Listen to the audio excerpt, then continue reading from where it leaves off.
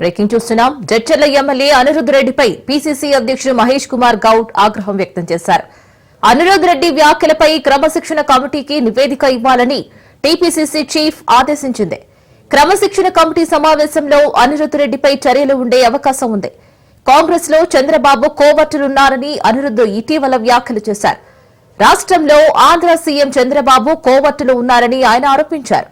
Banakacherla project ఆగిపోవాలంటే తెలంగాణలో ఉన్న చంద్రబాబు కోవర్టులకు కల్పిస్తున్న సౌకర్యాలను నిలిపివేయాలని ఆయన సూచించారు.